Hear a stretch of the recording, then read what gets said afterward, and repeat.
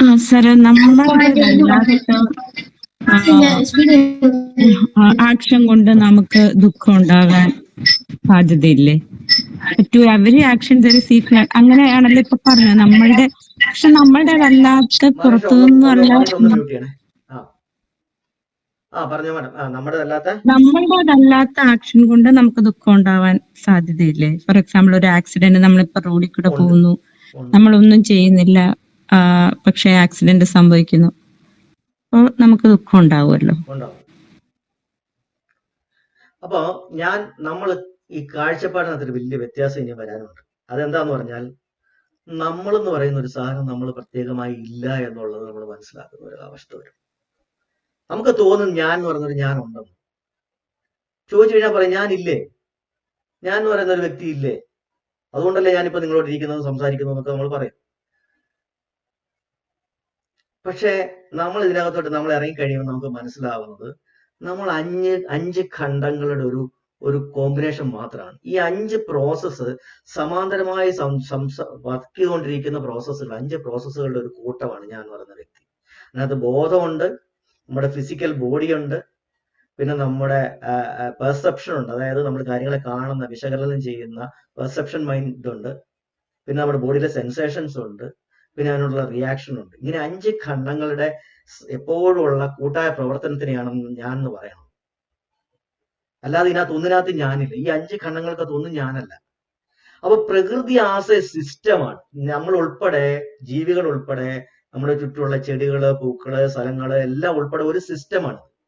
ആ സിസ്റ്റത്തിനകത്ത് എവിടെയെങ്കിലും ഒരു പ്രഷർ, ഒരു ഫോഴ്സ് അപ്ലൈ ചെയ്താൽ അതിന്റെ റിസൾട്ട് ഉണ്ടാവും.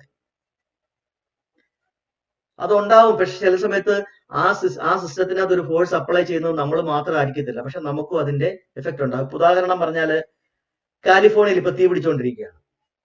അതിനകത്ത് വെന്ത് മരിക്കുന്ന എല്ലാവരും ദുഷ്ടന്മാരും കൊലപാതകളും കൊള്ളന്മാരൊന്നും അല്ല.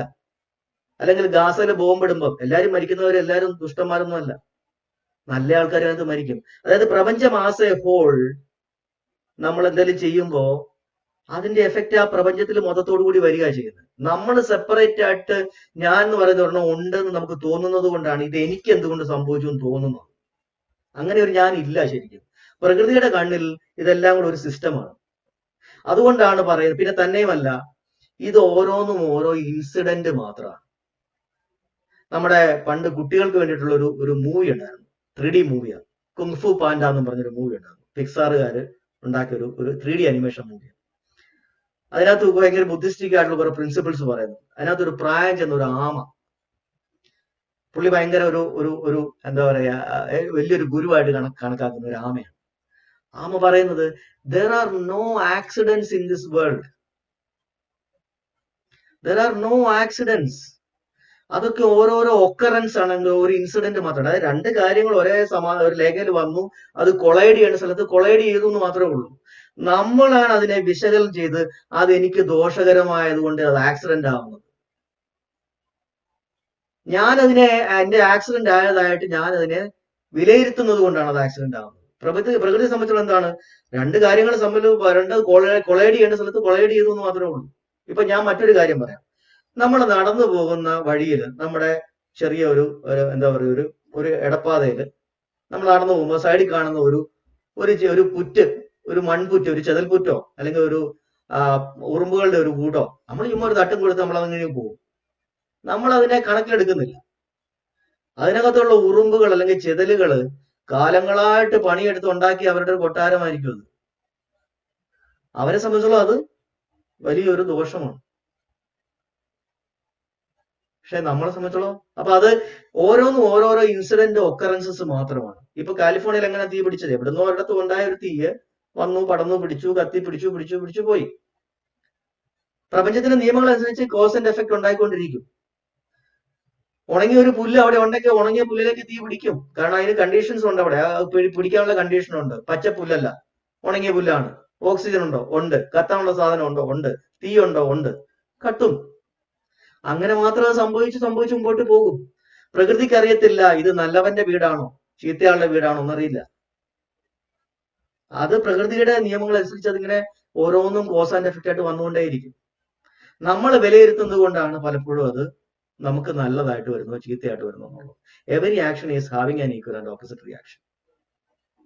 പിന്നെ മറ്റൊന്ന്, നമ്മളിപ്പോ ഒരാളോട് ദേഷ്യപ്പെടുകയാണെങ്കിൽ ആദ്യം നമ്മുടെ ഉള്ളില് ആ ദേഷ്യത്തിന്റെ ചിന്ത ആദ്യം വരും. ആ ചിന്ത നമ്മുടെ ഉള്ളിൽ വരുന്നതോടുകൂടി തന്നെ നമ്മുടെ ശരീരത്തിനകത്ത് അതിൻ്റെതായ ബയോകെമിക്കൽ റിയാക്ഷൻസ്, അതിന്റെ ചൂട്, അതിന്റെ പുക, അതിന്റെ വൈബ്രേഷൻ എല്ലാം നമ്മൾ ആദ്യം അനുഭവിക്കും. അതിനുശേഷം അത് നമ്മളുടെ കയ്യിൽ നിന്നും അതിനെ നമുക്ക് നിയന്ത്രിക്കുന്നതിന് അപ്പുറത്തേക്ക് അത് വളരുമ്പോഴാണ് നമ്മൾ പുറത്തേക്ക് അത് ഒരാളിലേക്ക് അതിനെ വമിപ്പിക്കുന്നത്. നമുക്ക് നിയന്ത്രിക്കുന്നതിന് അപ്പുറത്തേക്ക് ഇത് പോകുമ്പോൾ അത് പുറത്തേക്ക് നമ്മൾ സ്പിൽ ഔട്ട് ചെയ്യും, നമ്മൾ പുറത്തേക്ക് തുപ്പും. ആദ്യം നമ്മൾ തന്നെ അത് അനുഭവിക്കും. അപ്പൊ നമ്മുടെ ഉള്ളിനകത്ത് ഒരു ഇത് ഉണ്ടാക്കുന്നുണ്ടെങ്കിൽ, ഒരു ചിന്ത ഉണ്ടാക്കുന്നുണ്ടെങ്കിൽ ആ മൊമെന്റിൽ തന്നെ അതിന്റെ അവിടെ റിയാക്ഷൻ സംഭവിച്ചിട്ടുണ്ട്, അത് നമ്മൾ അനുഭവിക്കുന്നുമുണ്ട്. അപ്പൊ അതുകൊണ്ടാണ് നമ്മുടെ ഉള്ളിലേക്ക് മനസ്സിലാക്കിയ അല്ലെങ്കിൽ അഷ്ടാംഗമാർഗം പ്രാക്ടീസ് ചെയ്യുന്ന ഒരാള് തനിയെ തന്നെ പഞ്ചശീലങ്ങൾ സ്വീകരിച്ചു പോകും. കാര്യം പഞ്ചശീലങ്ങൾ മറ്റുള്ളവർക്ക് വേണ്ടിയിട്ടല്ല അയാളത് ഉപയോഗപ്പെടുത്തുന്നത്, അയക്ക് വേണ്ടി തന്നെയാണ് ആദ്യം. കാരണം നുണ പറയുമ്പോ എന്റെ ഉള്ളിലാണ് ഒരു പെടച്ചിലുണ്ടാവുന്നത്. എന്റെ മനസ്സിന്റെ അകത്ത് നമ്മളൊരു എന്താ പറയാ, നമ്മുടെ ഈ ഇത് മാപ്പ് ചെയ്യാനുള്ള ബ്രെയിൻ വേവ്സ് മാപ്പ് ചെയ്യാനുള്ള സാധനം ഉണ്ടെങ്കിൽ നമുക്ക് അപ്പൊ മനസ്സിലാവും. നമ്മുടെ മനസ്സിനകത്ത് ഒരു നുണ ആലോചിച്ചിട്ടുണ്ടെങ്കിൽ അപ്പൊ അതിനകത്ത് ഡിഫ്ലക്ഷൻ വരും. കാരണം നമ്മുടെ ഉള്ളിൽ അത് സംഭവിക്കുന്നുണ്ട്. അതുപോലെ തന്നെ നമ്മൾ എന്തെങ്കിലും കൊല്ലാനുള്ള ഒരു നെഗറ്റീവ് ഇമോഷൻ നമ്മൾ ഉണ്ടാക്കുന്നുണ്ടെങ്കിൽ, കൊലപാതകം ചെയ്തിട്ട് വരികയാണെങ്കിൽ അതൊക്കെ നമ്മുടെ ഉള്ളിനകത്ത് ഉണ്ടാവും. നമുക്ക് നമ്മുടേതല്ലാത്തൊരു സാധനം മോഷ്ടിച്ചിട്ടാണ് വരുന്നെങ്കിൽ അതിന്റെ കുറ്റബോധത്തിന്റെ അലവലുകൾ നമ്മുടെ ഉള്ളിലുണ്ടാവും.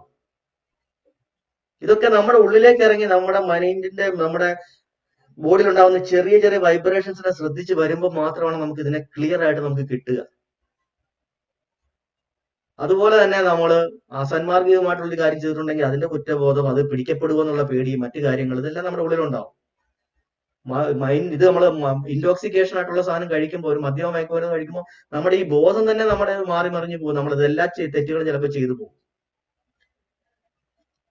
അപ്പൊ ഈ ഓട്ടോമാറ്റിക്കായിട്ട് പഞ്ചശീലങ്ങള് നമ്മൾ സ്വയം നമ്മുടെ ജീവിതത്തിന്റെ ഒരു ഭാഗമാക്കി നമ്മുടെ പ്രൊട്ടക്ഷന് വേണ്ടി തന്നെ നമ്മളത് അവലംബിക്കും. അങ്ങനെയാണ് ഓരോ വ്യക്തിയും നന്നാവുന്നത്.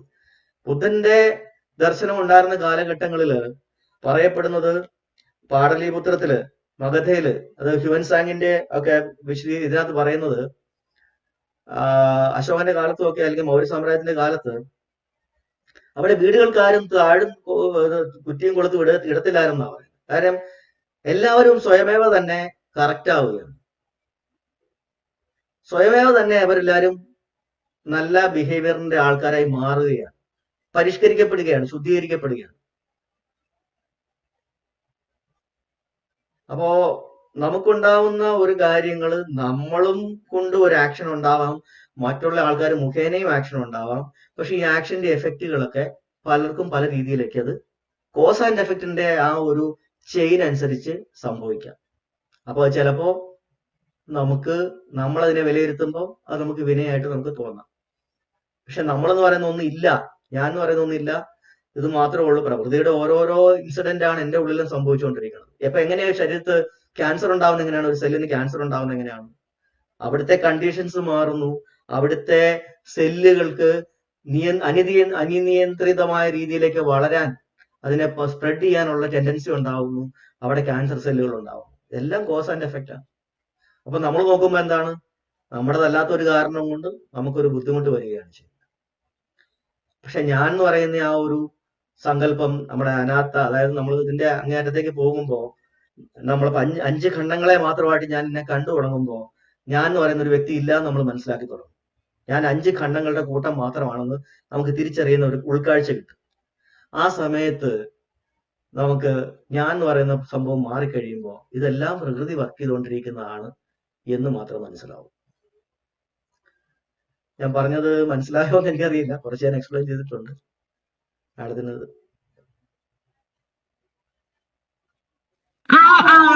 ക്ലിയർ ആയി സാർ, ക്ലിയർ ആയി. ബെന്നി സാർ എന്താ സാറേ ചോദിക്കാനുള്ള? ഞാനൊരു കാര്യം പറയാന്ന് വിചാരിച്ചാണ്. അപ്പൊ ഞാനിങ്ങനെ വിപස්සന ചെയ്തപ്പോ ഉണ്ടായ ഒരു അനുഭവത്തിന്റെ വെളിച്ചത്തിലാണ്. അപ്പോൾ നമ്മള് ബോഡീസ് അല്ലെങ്കിൽ സബ്സ്റ്റൻസസ്, സബ്സ്റ്റൻസ് ഇല്ല പക്ഷെ തരംഗങ്ങളാണ്. അപ്പൊ ഈ തരംഗബോധം താനെ ജനിക്കുന്ന ഒരവസ്ഥയുണ്ടാകും. ഈ തരംഗബോധം ഉണ്ടായി കഴിയുമ്പോൾ വേദനകളൊക്കെ ഉണ്ടാവും, പക്ഷെ അത് നമ്മൾ ഒബ്സർവ് ചെയ്യുന്ന ഒരു അവസ്ഥ വരും. അപ്പൊ ഇത് എന്റെ വേദന എന്ന് നമുക്ക് പറയാൻ പറ്റൂല, ഇവിടെ വേദനയുണ്ട്. അപ്പൊ ഇവിടെ വേദന, അവിടെ വേദന, അത് എന്റെ വേദനയാണെന്ന് മാത്രമായിട്ട് പറയാത്തൊരവസ്ഥയിലേക്ക് എന്റെ തന്നെ അവസ്ഥയെ പറ്റിയുള്ള ഒരു അവബോധം താനെ ഉണ്ടാകും. അതിങ്ങനെ ഒരു താമര വിരിയുന്ന പോലത്തെ ഒരു അനുഭവമാണ്. അതിങ്ങനെ ബലം പിടിച്ചാൽ ഉണ്ടാകുമില്ല. അതിങ്ങനെ ഒരു ഗിഫ്റ്റാണ്. It is from the other world, almost like the other world. നമ്മൾ പറയും, നമ്മള് വേറെ മതത്തിലൊക്കെ പറയുന്ന ചില സംഭവം ഉണ്ടല്ലോ, ഗിഫ്റ്റഡ് ആണ്, ഒരു ഒരു ഒരു കൃപ എന്നൊക്കെ പറയുന്ന പോലത്തെ അനുഭവം. അതേസമയം ഒരാളോ ഒരു ഈശ്വരൻ അവിടെ ഇരിക്കുകയോ ഒരാൾ അവിടെ ഇരുന്നിട്ട് ഇങ്ങനെ തരുന്ന പോലെ അങ്ങനെയൊന്നുമല്ല. അങ്ങനെ അങ്ങനെ അങ്ങനെ കാണേണ്ട കാര്യമില്ല. അപ്പൊ ഈ ആക്സിഡന്റ് പോലും ഒരു വലിയ കൃപയുടെ അനുഭവമായിട്ടൊക്കെ മാറും. അത്തരത്തിൽ ആ വേദന, ആ ചോരയുടെ ഒഴുക്ക്, പെർസെപ്ഷൻ, നമ്മുടെ പെർസെപ്ഷന് പകരം അതിനെ occurrences, what is happening as it is, things as they are. അതായത് നമ്മളതാണല്ലോ പറയുന്നത്, നമ്മൾ എല്ലാത്തിനെയും കാണുന്നത് you view things as they are, as they are happening. അങ്ങനെ ഒരു ഹാപ്പനിങ്ങുകളായിട്ട് മാത്രം നമ്മളതിനെ കാണുക. അതായത് പ്രപഞ്ചം വർക്ക് ചെയ്തുകൊണ്ടേ ഇരിക്കുകയാണ്, ഓരോ നിമിഷവും ഓരോ മൊമെന്റിലും വർക്ക് ചെയ്തുകൊണ്ടിരിക്കുകയാണ്. അതിലും വേറെ വേൾഡ് എന്ന് പറയുന്നത് ഇത് തന്നെയാണ്, ഈ പ്രപഞ്ചം തന്നെയാണ്. നമ്മൾ ഈ ഒരു സ്ഥലത്ത് തന്നെ ഇരുന്ന് തന്നെയാണ് നമ്മൾ ഈ കാര്യങ്ങളെല്ലാം സംഭവിച്ചുകൊണ്ടിരിക്കുന്നത്. ഈ കലാപ കണങ്ങൾ, ഈ ആറ്റംസ് ഇവിടെ എല്ലാം ഇപ്പൊ തന്നെ ഉണ്ട്, എപ്പോഴും ഉണ്ട്. അതിന്റെ ഓരോരോ രീതിയിലുള്ള ഈ പ്രതിപ്രവർത്തനങ്ങളും അതിന്റെ സൈക്ലിക് ആയിട്ടുള്ള പ്രവർത്തനങ്ങളും തന്നെയാണ് നടന്നുകൊണ്ടിരിക്കുന്നത്. അപ്പൊ അത് നമ്മളൊരു ഘട്ടത്തിൽ എത്തിക്കഴിയുമ്പോൾ ഞാൻ എന്ന് പറയുന്ന സംഭവം ഇല്ല, ഇതെല്ലാം ഓരോരോ പ്രവർത്തനങ്ങൾ മാത്രമേ, 5 ഖണ്ഡങ്ങളുടെ പ്രവർത്തനങ്ങളാണെന്ന് മനസ്സിലാക്കി കഴിയുമ്പോൾ പിന്നെ കാഴ്ച എന്ന് പറയുന്നതേ ഉള്ളൂ. ഞാൻ കാണലോ എന്റെ കാഴ്ചയില്ല, കാണൽ എന്ന് പറയുന്ന പ്രോസസ്സേ ഉള്ളൂ അവിടെ. അല്ലെങ്കിൽ കേൾവി, കാണുന്നു, കേൾക്കുന്നു, അറിയുന്നു, മണക്കുന്നു, അത്രേ ഉള്ളൂ. ഹൂ എന്നുള്ള ക്വസ്റ്റ്യൻ അവിടെ ഇല്ല. പിന്നെ ദാറ്റ് പ്രോസസ് ഈസ് ഹാപ്പനിങ്, പക്ഷെ ദർ ഇസ് നോ സെൽഫ്. അങ്ങനെ ഒരു രസകരമായ അനുഭവത്തിലെ പാപം, പുണ്യം, ഇത് ഇങ്ങനെയുള്ള കാര്യങ്ങൾ, ദുർഘടമായ അനുഭവം, അങ്ങനെയൊക്കെയുള്ള ഒരു വേറൊരു തലത്തിലേക്ക് അത് ഉയരാൻ സാധ്യതയുണ്ട്. അതായത് നമ്മൾ ആ പെർസെപ്ഷന്റെ തലത്തിൽ നിന്ന് മാറും. ഇതെല്ലാം നമ്മൾ ഈ പെർസെപ്ഷൻ വരുന്നതുകൊണ്ടാണ് ഈ നല്ലത് ചീത്ത എന്ന് നമ്മൾ കാറ്റഗറൈസ് ചെയ്യുന്നത്. അതിന് പകരം ആ പെർസെപ്ഷനിൽ നമ്മൾ മാറിയിട്ട് എന്തൊക്കെയാണ് സംഭവിക്കുന്നത്, സംഭവങ്ങൾ, ഇൻസിഡൻസ്, ഹാപ്പനിങ്സ് മാത്രമുള്ള രീതിയിലേക്ക് നമ്മൾ മാറും. അതാ ഞാൻ നേരത്തെ പറഞ്ഞ there are no accidents in this world എന്ന് പറഞ്ഞത്. എല്ലാം ഒക്കറൻസസ് മാത്രമാണ്, ഹാപ്പനിങ്സ് മാത്രം. വേറെ ആർക്കെങ്കിലും എന്തെങ്കിലും ഷെയർ ചെയ്യാനുണ്ടോ? ഞാൻ ഈ എൻഡിലെ ഈ ഇത്തരത്തിലുള്ള നിശബ്ദമായുള്ള നിരീക്ഷണത്തിന്റെ അന്ത്യത്തിൽ ഒരു ഫീലിംഗ് ഓഫ് ഗ്രാറ്റിറ്റ്യൂഡ് ഉണ്ടാകാൻ സാധ്യതയുണ്ട് ആളുകൾക്ക്. അപ്പം ആ നിമിഷത്തിലെ ഈ വിപස්සനയിലുള്ള ആൾക്കാർ പറയുന്നത് ഒരു be aware of every thought, word and action. Be aware of every movement of yours and its effects on you. May your being be at peace. May every being be at peace. May your being be at peace. May every being be at peace because of you. Because of you. And then be happy and be peaceful. എല്ലാം സമാധാനത്തിലേക്ക് വരട്ടെ. അതായത് നമ്മുടെ mental action, ആ ഒരു positive action നമ്മൾ ഇടുക, നമ്മുടെ നേച്ചറിലേക്ക് നമ്മൾ ഇടുകയാണ്. May all beings be happy and may all beings B peaceful എന്ന് പറയുമ്പോൾ നമ്മുടെ മെന്റൽ ആക്ഷൻ, നമ്മൾ അല്ലെങ്കിൽ എന്തുവാണ്, എനിക്കത് വേണം, എനിക്കിത് വേണം, എനിക്ക് അവനെ അതാക്കണം, എനിക്ക് ഇവനെ ഇതാക്കണം എന്ന് പറഞ്ഞ് നമ്മുടെ മെന്റൽ നെഗറ്റീവ് ആക്ഷൻസ് ഇട്ടുകൊണ്ടിരിക്കുകയാണ്. അതിന് പകരം നമ്മൾ ഇടുന്നത് പോസിറ്റീവ് ആക്ഷൻ ആണ്. അത് നമ്മുടെ ബോഡിയിലാണ് ഫസ്റ്റ് അതിന്റെ ഗുണം ഉണ്ടാക്കുന്നത്. നമ്മുടെ ആക്ഷൻസിലും നമ്മുടെ തോട്ട്സിലും നമ്മുടെ പ്രവൃത്തിയിലുമാണ് അത് ആദ്യം അതിന്റെ ബെനിഫിറ്റ്സ് ഉണ്ടാവും. ഓട്ടോമാറ്റിക് ആയിട്ട് നമ്മൾ തന്നെയാണ് നന്നാവുന്നത്. നമ്മൾ ഈ പറയുമ്പോൾ തന്നെ ആ പറയുന്ന ആള് തന്നെ ആദ്യം നന്നാവും. അതിനുശേഷമാണ് അയാള് മറ്റുള്ളവരിലേക്ക് ആ ഒരു എന്താ പറയാ വൈബ് നമ്മൾ റേഡിയേറ്റ് ചെയ്യുന്നത് നമ്മുടെ ആൾക്കാരിലേക്ക്. അത് ചില മൃഗങ്ങൾക്കൊക്കെ അത് പെട്ടെന്ന് ഐഡന്റിഫൈ ചെയ്യാൻ പറ്റും, നമ്മുടെ ഉള്ളിൽ ഉണ്ടാകുന്ന ചേഞ്ചസ്, നമ്മുടെ വൈബ്. ചില ജീവികൾക്ക് പെട്ടെന്ന് അത് കിട്ടും. നമ്മുടെ ശരീരത്തിൽ ഉണ്ടാവുന്ന ചില ഫീലിങ്സ്, വൈബ്രേഷൻസ് നമുക്കറിയത്തില്ലെങ്കിൽ ചിലപ്പം ചിലർക്ക് അതിന്റെ ഫീല് കിട്ടുമെന്നാ പറയുന്നത്. എനിക്കറിയില്ല, പക്ഷെ അത് അങ്ങനെയൊക്കെ പറയപ്പെടുന്നുണ്ട്. നമ്മളോട് ചേർന്ന് ഇരിക്കാൻ തോന്നും, നമ്മുടെ ഉള്ളിൽ നമ്മളോട് അടുത്ത് നിൽക്കാൻ തോന്നും, അതിന് അങ്ങനെയൊക്കെയുള്ള ചില ഫീലിങ്സ് വരുന്നെന്ന് പറയപ്പെടുന്നുണ്ട്. അറിയില്ല, അതിനെപ്പറ്റി ഇങ്ങനെ കേട്ടിട്ടുണ്ട്.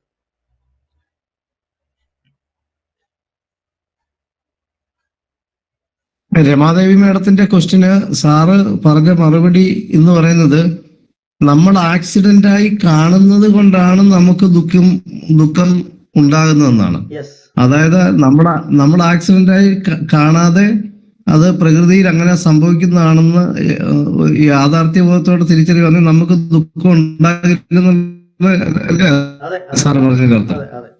അതായത് ഓരോ ഒക്കറൻസസ്, ഓരോ ഹാപ്പനിങ്സ്, ഓരോ ഇൻസിഡൻസ്, ഓരോ സംഭവങ്ങൾ മാത്രമായിട്ടാണ് അതിനെ നമ്മൾ മനസ്സിലാക്കേണ്ടത്. അത് പല കാരണങ്ങളും ഉണ്ടായ, കോസ് ആൻഡ് എഫക്റ്റ് ഉണ്ടായ ഒരു ഇൻസിഡന്റ്, അത്രേ ഉള്ളൂ.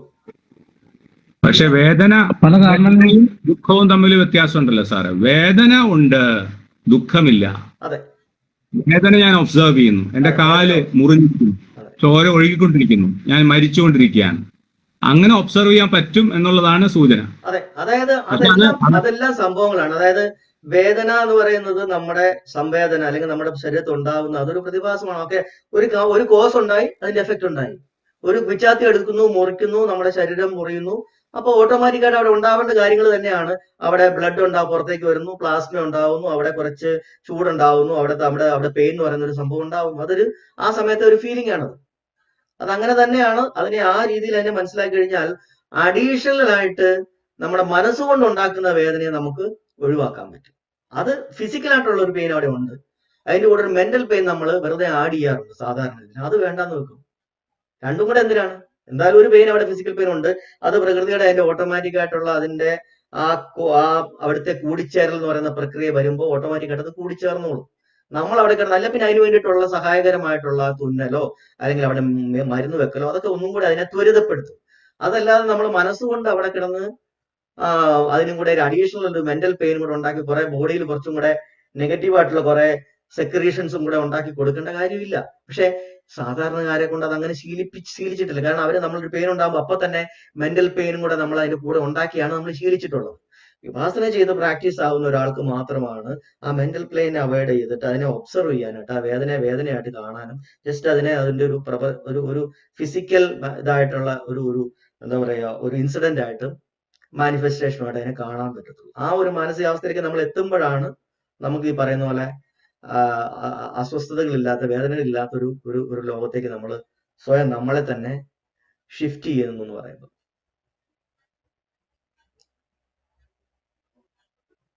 ഈ മരണം നടക്കുമ്പോ തമിഴ്നാട്ടിലൊക്കെ ആളുകള് മൃതദേഹത്തിന് ചുറ്റും ഡാൻസ് ചെയ്ത് പാട്ട് പാടുന്നത് നമ്മുടെ ഈ പാരമ്പര്യവുമായി എന്തെങ്കിലും ബന്ധമുള്ളതാണോ അത്? ആണ്. അതായത് മരണം എന്ന് പറയുന്നതിനെ നമ്മള് സ്വാഭാവികമായ ഒരു പ്രക്രിയയാണെന്നും അത് ഞാൻ നേരത്തെ ക്ലാസ് പറഞ്ഞിട്ടുണ്ടല്ലോ. നമ്മുടെ ബ്രെയിനിന്റെ അകത്ത് എനർജിയുടെ പ്രൊഡക്ഷൻ നിൽക്കുമ്പോഴാണ് നമ്മുടെ ബ്രെയിൻ ഡെഡ് ആവുന്നത്. അത് എന്നായാലും ഒരു ദിവസം സംഭവിക്കാനുള്ളതാണ്. അപ്പൊ അത് സംഭവിക്കുന്നു. അതിനെ നമ്മൾ കരഞ്ഞുകൊണ്ടിരുന്ന് ബീപ്പ് ചെയ്യേണ്ട കാര്യമില്ല എന്നുള്ളതാണ് അതിനകത്ത് നിന്നുണ്ടാവുന്ന ഒരു അത്. കാരണം അവിടെ ചിരിച്ചാലും കരഞ്ഞാലും ആ വ്യക്തിയുടെ മസ്തിഷ്ക മരണം സംഭവിച്ചു കഴിഞ്ഞു. ആ പ്രതിഭാസം, അയാളെന്ന് പറയുന്ന പ്രതിഭാസം അവിടെ സ്റ്റോപ്പായി കഴിഞ്ഞു. പിന്നെ നമ്മൾ അവിടെ കുറച്ച് ആൾക്കാർക്കും കൂടെ വേദന കൊടുക്കുന്ന ഒരു എൻവയോൺമെന്റ് ഉണ്ടാക്കുന്നതിന് പകരം അതിനെ ഒരു എന്താ പറയാ അതിനെ നേരെ ഓപ്പോസിറ്റ് ആയിട്ടുള്ള രീതിയിലുള്ള ഒരു മൈൻഡ് ഉണ്ടാക്കി, ആൾക്കാരിലേക്ക് ഒരു മൈൻഡ് ഉണ്ടാക്കി എടുക്കാൻ വേണ്ടിയിട്ടുള്ള ഒരു ശ്രമമായിരിക്കാം. കാരണം അവിടെ നമുക്കുണ്ടായ ഒരു നഷ്ടം അല്ലെങ്കിൽ പെട്ടെന്ന് ഉണ്ടായ ഒരു അഗാധമായ ദുഃഖം, നമുക്ക് പെട്ടെന്ന് എപ്പോഴും ഒരു അറ്റാച്ച്മെന്റ് ഉണ്ടായിരുന്ന സാധനം ഇല്ലാതാവുമ്പോൾ, ഒരു സന്തോഷം ഉണ്ടായിരുന്ന ഒരു സംഗതി ഇല്ലാതാവുമ്പോൾ, സന്തോഷം ഉണ്ടാക്കി തന്നിരുന്ന ഒരു വ്യക്തി ഇല്ലാതാവുമ്പോൾ, പ്രിയപ്പെട്ട ഒരാൾ ഇല്ലാതാവുമ്പോൾ നമുക്ക് ദുഃഖം ഉണ്ടാകുക എന്ന് പറയുന്നതാണ് സ്വാഭാവികത. ആ സ്വാഭാവികതയെ മറ്റൊരു രീതിയിലേക്ക് അവർ മാറ്റുക. അതിനെ മാറ്റിയിട്ട് അതിനകത്ത് നമ്മൾ കിടന്ന് കരഞ്ഞുകൊണ്ടിരിക്കുന്നതുകൊണ്ട് ഇനി അർത്ഥമില്ല എന്ന ഒരു മെസ്സേജാണ് അവിടെ അവർ കൊടുക്കുന്നത്. അപ്പൊ അതൊരു സമൂഹം മൊത്തത്തിൽ അങ്ങനെ ഒരു മാറ്റത്തിലേക്ക് വരുമ്പോ അവിടെ പിന്നെ ആരും കരഞ്ഞുകൊണ്ട് വിഷമിച്ചുകൊണ്ട് പിന്നെ ഇരിക്കില്ല എന്നുള്ളതാണ് കാര്യം. ഉണ്ടായത് എന്തും ഒരു ദിവസം ഇല്ലാതാവും. Whatever is arising will pass away. എന്തും ഉണ്ടാവുന്നത് എന്തും ഇല്ലാതായേ പോകൂ. അത് പ്രപഞ്ചത്തിന്റെ നിയമമാണ്. Everything is impermanent. ഓരോ ആറ്റവും മാറിക്കൊണ്ടിരിക്കുന്നത് കൊണ്ട് തന്നെ എല്ലാം മാറിക്കൊണ്ടിരിക്കും. നമ്മൾ ആ മാറ്റങ്ങൾ വരുമ്പോൾ അതിനെ ഓർത്ത് കരഞ്ഞിട്ട് കാര്യമില്ല. അതൊരു വലിയൊരു മെസ്സേജാണ് അവർ ആ ആഘോഷത്തിൽ കൂടെ അവർ കൊടുക്കുന്നത്. അത് നമ്മൾ മനസ്സിലാക്കിയാൽ അതിനകത്ത് വളരെ വലിയൊരു മീനിങ് ഉണ്ട്. സാറേ, നമ്മുടെ ഇവിടെ ഞാൻ ശ്രദ്ധിച്ചാണ്, ആ. ഇപ്പൊ ഒരു മരണം നടന്ന വീട്ടിൽ ഇപ്പൊ ആ വീട്ടിലെ ഏറ്റവും വേണ്ടപ്പെട്ട ഒരാള് പോയെന്ന് വിചാരിക്കുക. അപ്പൊ ആ വീട്ടിലെ ഫോർ എക്സാമ്പിൾ ഭാര്യയോ അവർ ചിലപ്പോ അബ്നോർമൽ ആയിട്ടായിരിക്കും അവസ്ഥയിൽ ഇരിക്കുന്നത്, പക്ഷെ അവര് ചിരിക്കുകയോ ഇതൊക്കെ സംസാരിക്കുമ്പോ ജനങ്ങളുടെ അവരെന്ത് സ്ത്രീയാ, ഭർത്താവ് മരിച്ചിട്ട് അവർക്ക് ഇവരെ ഒരു ദുഃഖവും ഇല്ല, ഈ തരത്തിൽ സംസാരിക്കുന്നത് ഞാൻ കേട്ടിട്ടുണ്ട്. എന്താന്ന് പറഞ്ഞാൽ പൊതുബോധം എന്ന് പറയുന്നത് അവിടെ ഒരു കരച്ചിൽ കരയണം എന്നാണ്. കരഞ്ഞില്ലെങ്കിൽ അത് മറ്റേ ആളോട് സ്നേഹമില്ലായിരുന്നത് കൊണ്ടോ അല്ലെങ്കിൽ അയാളോട് താല്പര്യമില്ലായിരുന്നത് കൊണ്ടോ ആണെന്ന രീതിയിലേക്കാണ് അതിനെ കുറ്റപ്പെടുത്താൻ ശ്രമിക്കുക. അതുകൊണ്ടാണ് അങ്ങനെ ഒരു പറച്ചിൽ അവിടെ ഉണ്ടാകുന്നത്. പക്ഷെ സ്വാഭാവികമായിട്ട് നമുക്ക് അറ്റാച്ച്മെന്റ് ആയിരുന്നു എന്നുണ്ടെങ്കിൽ അറ്റാച്ച്മെന്റ് മുറിയുമ്പോൾ ഒരു വേദന അവിടെ ഉണ്ടാവും. ആ വേദന ഉണ്ടാകുമ്പോൾ ആൾക്കാർ പല രീതിയിലേക്കും പ്രതികരിക്കുക. ചിലപ്പോൾ എല്ലാം നഷ്ടപ്പെടുന്ന ഒരാൾ ചിലപ്പോൾ പ്രാർത്ഥന പോലെ പൊട്ടിച്ചിരിക്കാൻ സാധ്യതയുണ്ട്. അങ്ങനെ സംഭവിക്കുന്ന ചില സിറ്റുവേഷൻസ് ഉണ്ട്. ചിലപ്പോൾ മനസ്സിന്റെ എന്താ പറയുക, ചിന്തിക്കുന്ന രീതികൾക്ക് തന്നെ ബ്രെയിനകത്ത് കെമിക്കൽസ് മാറി വരുമ്പോൾ അവരുടെ റിയാക്ഷനും റെസ്പോൺസും ഒക്കെ ടോട്ടലി വിയേർഡ് ആയിട്ടുള്ള രീതിയിൽ വരാൻ സാധ്യതയുണ്ട്. ചിലര് മരിച്ചു കഴിഞ്ഞപ്പോഴും ആ മൃതദേഹം സംസ്കരിക്കാതെ അത് സൂക്ഷിച്ചു വെച്ചുകൊണ്ടിരിക്കുന്നവരുണ്ട്. അങ്ങനെയൊക്കെ പല രീതിയിൽ മനുഷ്യന്റെ മനസ്സാണ് പല രീതിയിലാണ് അതിനെ ഓരോന്നിനെയും അവർ കാണുകയും പ്രതികരിക്കുകയും ചെയ്യുന്നത്. അപ്പം എല്ലാ കാര്യങ്ങളിലും നമുക്ക് അങ്ങനെ ഒരു പറയാൻ പറ്റില്ല. പിന്നെ മറ്റൊന്നുമല്ല, ആൾക്കാർക്ക് കാണുന്നവർക്ക് എന്തും പറയാറുണ്ട്. നമ്മള് അതിനെ ആ രീതിയിൽ എടുത്താൽ മതി. പിന്നെ ഒരു ഇതാണുള്ളത്, പൊതുബോധം അങ്ങനെയാണ്. അതേസമയം തമിഴ്നാട്ടിലാണെങ്കിൽ ഇപ്പൊ മഹേഷ് സാർ പറഞ്ഞ പോലെ തന്നെ പുറത്തൊരു സ്ഥലത്താണ് ഇത് സംഭവിക്കുന്നത്, ചിലപ്പോൾ അവർ വേറെ രീതിയിലായിരിക്കും അതിനെ കാണുന്നത്. അങ്ങനെയാണെങ്കിൽ അവിടുത്തെ പൊതുബോധം വേറെ ആയിരിക്കും. അപ്പൊ എല്ലാവരും ചിരിച്ചുകൊണ്ടിരിക്കുമ്പോൾ ഒരാൾ കരഞ്ഞാലായിരിക്കും ചിലപ്പോൾ അവിടെ പ്രശ്നമാകും. അതിപ്പോ അത് എങ്ങനെയാണെന്നുള്ളത് ഓരോ സ്ഥലത്തും ഉണ്ടാക്കി വെച്ചിരിക്കുന്ന പൊതുബോധത്തെ ആശ്രയിച്ചിരിക്കും. അല്ല, ഇവിടെ ഇപ്പൊ അലമുറയിട്ട് കരയുക എന്നുള്ളതായിരുന്നു നേരത്തെ ഉണ്ടായിരുന്ന ഒരു രീതി. അതെ, അങ്ങനെ കരഞ്ഞില്ലെങ്കിൽ പറയാം അവരുടെ പെണ്ണുപിള്ളക്ക് ഒരു ദുഃഖവും ഇല്ലാന്ന് പറയും. ഇപ്പൊ അങ്ങനല്ല, അടക്കി പിടിച്ച് കരഞ്ഞോണം എന്നുള്ളതാണ് ഇപ്പോഴത്തെ രീതി. അലമുറയിട്ട് കരയുകയാണെന്നുണ്ടെങ്കിൽ അവൾ ഓവർ ആക്ഷൻ ആണെന്ന് പറയും. അല്ല, അതിന് വേറെ രസമുള്ള ഒരു കാര്യമുണ്ട്. ഉത്തരേന്ത്യയില് ഇതുപോലെ മരിച്ചു കഴിയുമ്പോഴത്തേക്ക് അവരുടെ ബന്ധുക്കൾക്കൊന്നും കരയാനായിട്ട് വലിയ താല്പര്യമില്ലെങ്കിൽ അവർ കരയാനുള്ള കൂലിക്ക് ആളെ വിളിക്കും. ആ കരയുന്നത് തന്നെ തൊഴിലാക്കി വെച്ചിരിക്കുന്ന കുറച്ച് ആൾക്കാരുണ്ട്. റുഡാലി എന്ന് പറയും. നമ്മൾ റുഡാലി എന്ന് പറയുന്ന സിനിമ കാണുന്നുണ്ട്, അതിനകത്ത് ഡിംപിൾ കപാഡിയുടെ സിനിമയ്ക്കകത്ത്. റുഡാലി എന്ന് പറയുന്ന ആളുടെ അവരുടെ പണി എന്ന് പറയുന്നത് ഈ മരണ വീട്ടിൽ പോയി കരയുക എന്നുള്ളതാണ്. അപ്പൊ അലമുറയിട്ട് കരയണം, അതാണ് അവിടുത്തെ ജോലി. അത് കഴിയുമ്പോൾ അവർക്ക് പൈസയും കിട്ടും. അപ്പൊ അങ്ങനെ കരയിപ്പിക്കുന്ന ഒരു ജോലിയായിട്ട് തന്നെ ഒക്കെ ഉണ്ടാക്കി വെച്ചിരിക്കുന്ന ഒരു സിസ്റ്റം നമ്മുടെ ഇന്ത്യയിലുണ്ട്.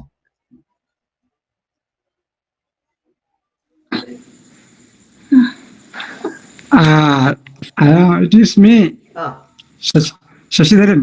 പറഞ്ഞു സാറേ. Maitri Purnamaya Jai Bhim and Namo Buddhaya.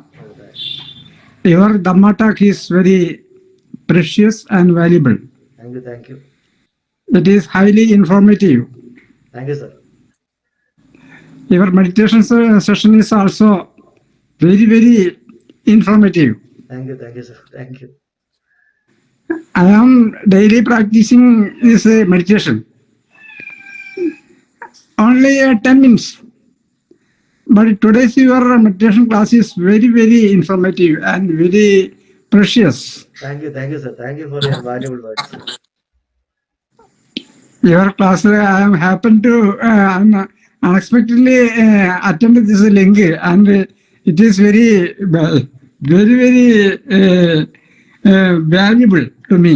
Thank you so much. അപ്പോ സാറിന് അത് ഇഷ്ടപ്പെട്ടു എന്നുള്ളതിൽ എനിക്ക് ഒത്തിരി സന്തോഷമുണ്ട്. ആ ഫീഡ്ബാക്കിന് ഒത്തിരി. Thank you. Okay, expecting more Dhamma class in future. Okay, there are some previous classes which we have, around 10 classes before this one. I can give you the link. Okay. Okay, thank you, sir. Jai Bhim. രഞ്ജിത്തെ സാറിന്റെ number എടുക്കണം. ശശിധരൻ സാറിന്റെ number ഒന്ന്. Yes. Sasikumar sir ഒന്ന് എന്തെങ്കിലും അഭിപ്രായമുണ്ടോ sir? Sasikumar sir.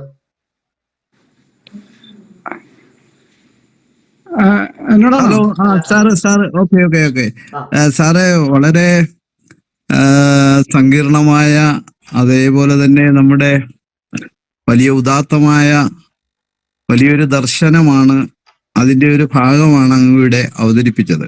തീർച്ചയായിട്ടും വളരെ valuable ആയിട്ടുള്ള, ഇൻഫോർമേറ്റീവ് ആയിട്ടുള്ള കാര്യങ്ങള് നമ്മുടെ മനുഷ്യ മനസ്സിനെ ഗുണകരമാകുന്ന രീതിയിൽ പാകപ്പെടുത്തുന്നതിന് വേണ്ടിയുള്ള ആ ഒരു പ്രാക്ടീസ്, അത് എത്തരത്തിൽ മാനവരാശി ഉപയോഗിക്കണം എന്നുള്ള വളരെ വലിയ ഒരു അർത്ഥവത്തായ ഒരു ഒരു ക്രിയേറ്റീവായിട്ടുള്ളൊരു സംഗതിയാണ് അങ്ങ് ഇവിടെ അവതരിപ്പിച്ചത്. Thank you sir. തീർച്ചയായിട്ടും എനിക്ക് അതിന്റെ ഒരു എന്താ പറയുക, പണ്ടേതോ ഒരു മഹാൻ പറഞ്ഞത് കൂട്ട്, ഒരു കടൽ തീരത്ത് പോയി ഒരു കുട്ടി നിൽക്കുന്ന അനുഭവമാണ് എനിക്ക് അതിനെ സംബന്ധിച്ചുണ്ടായത്. കാരണം ഞാൻ ഈ ഒരു കാര്യത്തിൽ വളരെ ശിശുവാണ്, ഒരു -0 ആണ്. പറഞ്ഞല്ലോ, ഒന്നും അറിയില്ല. ഞാന് ജസ്റ്റ് ഇങ്ങനെ വന്നു. പ്രിയപ്പെട്ട ശ്രീ രഞ്ജിത്തുമായിട്ട് തൊട്ടു മുൻപ് സംസാരിച്ചിരുന്നു. അപ്പൊ അറിയാമെന്നുള്ള ആകാംക്ഷ കൊണ്ട് കുറെ ഏറെക്കാലമായി ഈ പിന്നെ നമ്മുടെ ഈ ബുദ്ധനെ കുറിച്ചും ബുദ്ധമതത്തെ കുറിച്ചുമൊക്കെ അറിയണമെന്നുള്ള ഒരു അദമ്യമായ ആഗ്രഹം മനസ്സിൽ ഉണ്ട്. അതുകൊണ്ട് മാത്രമാണ് ഇവിടേക്ക് കടന്നു വന്നത്. അപ്പം കൂടുതൽ അറിയാനും പഠിക്കാനും തുടർന്ന് ശ്രമിക്കുക. എന്നതിന് ശേഷം അതിനെക്കുറിച്ച് ഞാൻ എന്തെങ്കിലും പറയുവാൻ ആഗ്രഹിക്കുന്നുള്ളൂ. Thank you sir. Okay sir, thank U. വന്നതിൽ ഒത്തിരി സന്തോഷം സാർ. Thank U.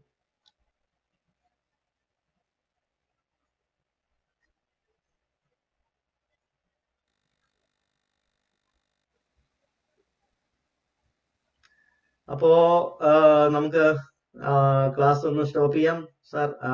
ഇനി എന്തെങ്കിലും ആർക്കെങ്കിലും എന്തെങ്കിലും പറയാനുണ്ടോ? ഇല്ലെങ്കിൽ മുരുകേഷ് സാർ ഇതിനെ ഒന്ന് കൺക്ലൂഡ് ചെയ്യാം.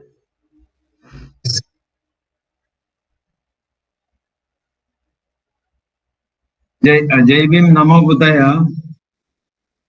സത്യം പറഞ്ഞാൽ ഞാൻ കേൾക്കണുണ്ടല്ലോ സാർ. കേൾക്കാം സാർ. ഞാൻ actually still I am in ഒരു ട്രാൻസ് സ്റ്റേറ്റ് ആണ് സാർ. ആക്ച്വലി ഒരു മയക്കത്തിലുണ്ടെന്നും പറയില്ലേ. Actually I could not come out of that still. Actually കുറെ ചെയ്തിട്ടുണ്ട് നമ്മൾ മെഡിറ്റേഷൻ, ഈവൻ സാറിന്റെ ക്ലാസ് തന്നെ നേരത്തെ. പക്ഷെ today I was taken to such a blissful state. പെട്ടെന്ന് ഇത് കഴിഞ്ഞ് നമ്മൾ എല്ലാം ഉണർന്നപ്പോ ഉണ്ടല്ലോ, ഇമ്മീഡിയറ്റ് ആയിട്ട് എനിക്ക് കിടക്കണം പോലെയാണ് തോന്നിയത്. ഇപ്പോഴും ആക്ച്വലി അതാണ് ഇടയ്ക്ക് I put off the video. Really ഭയങ്കര എക്സ്പീരിയൻസ് ആണ് sir. Thank you so much for giving such a blissful state of mind. എനിക്ക് തോന്നുന്നു, ഐ തിങ്ക് ദാറ്റ് ഒരു ആക്ച്വലി ഒരു ആനന്ദം എന്ന് പറയുന്നില്ലേ, actually I could not explain it in words. Actually only എനിക്കത് ഫീൽ ചെയ്യാനേ പറ്റുള്ളൂ. ആക്ച്വലി ഞാൻ ഇപ്പൊ ഓഫീസിലാണുള്ളത്.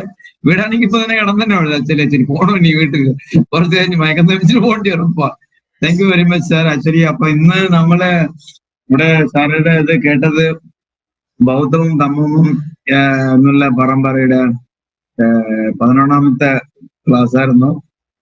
സാറ് കുറെ കാര്യങ്ങൾ ഈ ബൗദ്ധത്തിന്റെയും ധമ്മത്തിന്റെയും കുറെ ബേസിക് കാര്യങ്ങളും എല്ലാം കുറിച്ച് പറഞ്ഞായിരുന്നു. പിന്നെ സാറ് സ്റ്റേക്കൻ ഇങ്ങനെ ഈ മെഡിറ്റേഷൻ വളരെ ബിയോണ്ട് വേർഡ്സ് സാർ. ഇപ്പൊ നമ്മളിനി കടന്ന് ഇനി പോകാനേ ഉള്ളതേ ഉള്ളൂ. ഇത് ജസ്റ്റ് എന്താണ് ഒരു ടീസർ മാത്രമേ ഉള്ളൂ എന്ന് തോന്നുന്നു എനിക്കിത്. ഇറ്റ് ഇസ് ഓൺലി ടീസർ പോലെ തന്നെയാണ്. Actually thank you sir. We want to experience further and more. എനിക്ക് തോന്നുന്നു എല്ലാവർക്കും ഇതേപോലെ തന്നെ ഡെഫിനറ്റ് ആയിട്ട് അനുഭവപ്പെട്ടിട്ടുണ്ടാവും തോന്നുന്നു. അപ്പോ സാറിന് വളരെ വളരെ നന്ദി. ഇതിൽ പങ്കെടുത്ത എല്ലാവർക്കും, പുതിയ ആൾക്കാരൊക്കെ തന്നെ വന്നിട്ടുണ്ടായിരുന്നു, അവരൊക്കെ ഇൻട്രൊഡ്യൂസ് ചെയ്തായിരുന്നു.